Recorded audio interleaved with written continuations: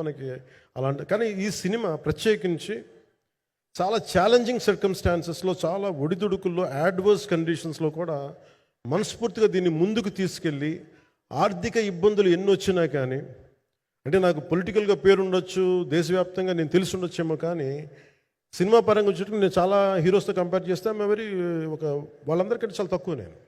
So దానికి ఉండే ఇబ్బందులు దానికి ఉంటాయి. మిగతా వాళ్ళకి బిజినెస్ అయినందుకు నాకు బిజినెస్ అవ్వదు, వాళ్ళకు వచ్చినందుకు నాకు రాకపోవచ్చు.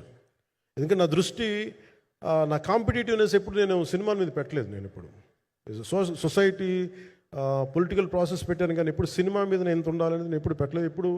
నేను ఎప్పుడు చాలాసార్లు మన నాగేంద్ర కానీ మిగతా మన సూపర్ హిట్ మన కీర్తిశేషులు బిఆర్ రాజు గారు చనిపోయారు, ఇంటర్వ్యూస్లో కూడా ఉంటుంది. ఈ చిత్ర పరిశ్రమ చాలామంది హీరోస్ ఉంటారు, వాళ్ళలో నేను వన్ ఆఫ్ ది హీరో అంతే. నాది ఒక సంవత్సరంలో ఒక ఫ్రైడే, ఒక థర్స్డే రిలీజ్ అవుతుంది అంతే, అంతకుమించి తప్ప ఇది అందరి పరిశ్రమ, అందరూ రావాలి అలాంటిది నేను కోరుకునేవాడిని నేను. సో దాంట్లో భాగంగా రత్నం గారు లాంటి నిర్మాత బతికుండాలి, రత్నం గారి నిర్మాతకి ఇబ్బందులు కలగకూడదని చెప్పి లాస్ట్ మినిట్లో ఇంక చూసిన తర్వాత I stepped in to it. నేను భుజాల మీదకి తీసుకున్నాను ఇది. క్లైమాక్స్ని ఎలా భుజాల మీదకి అంటే, ఎందుకంటే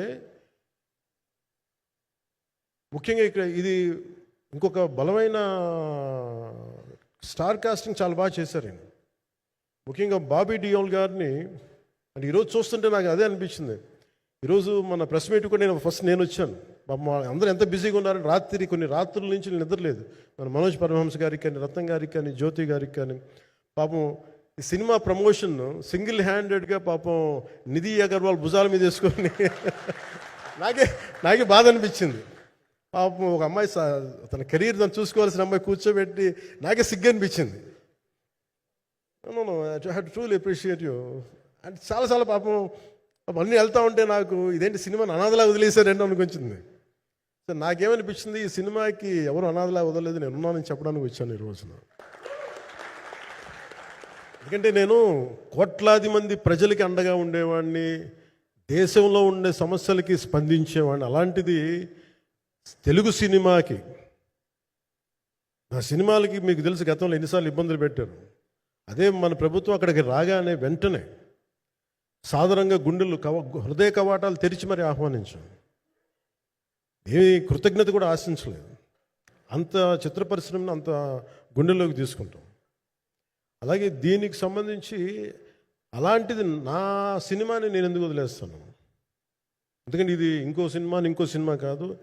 ఒక మేకప్ మ్యాన్గా ప్రారంభమయ్యి ఇంకో ప్రొడ్యూసరో, డబ్బులున్న ప్రొడ్యూసరో, పెద్ద జీవితాల నుంచి వచ్చిన ప్రొడ్యూసరే కాదు, చాలా చిన్న స్థాయి నుంచి, ఒక మేకప్ మ్యాన్ స్థాయి నుంచి బాయ్గా స్టార్ట్, అంటే చిన్నప్పటి అసిస్టెంట్గా స్టార్ట్ అయ్యి చాలామంది మన సీనియర్ దర్శకులందరి దగ్గర పనిచేసి అంచెలంచెలుగా ఎదిగి నిర్మాత అయ్యి, దర్శకుడయ్యి, స్క్రీన్ ప్లే రైటర్ అయ్యి, మీరు ఏమన్నానంటే ఆయన మౌనంగా ఉంటారు. ఎవరు ఎన్ని ఇబ్బందులు పెట్టినా మౌనంగా ఉంటారు. ఆయన మౌనం ఒకసారి నాకు విపరీతమైన అసహనానికి గురి చేసేస్తుంది. మీరు ఏదైనా మాట్లాడాలంటే ఎవరు ఇబ్బందులు పెట్టి ఏం ఎదురు తిరగరు ఏంటంటే అంటే ఇలా అంటారు, ఏం చేయాలి. ఇంకా ఇలాంటి వ్యక్తికి ఆయన మౌనం నన్ను ఇలా రోడ్ల మీదకి వచ్చి ఇలా మీ దగ్గరికి ముందు నుంచోబెట్టింది. అంటే ఆయన ఏంటంటే చెప్తారు, ఆయన మౌనం అంటే రమణ మహర్షి నుంచి బాగా నేర్చుకున్నట్టున్నారు. మౌనం అన్నిటికీ సమాధానం. సో నాకు మనస్ఫూర్తిగా ఈ స్టార్ కాస్టింగ్ ఒకటి, అంటే నా చిత్ర పరిశ్రమ మీద ఎందుకు ఇంత గౌరవం అంటే, మనందరం కులాల మీద, మతాల మీద, ప్రాంతాల మీద, భాషల మీద కొట్టుకుంటూ ఉంటాం.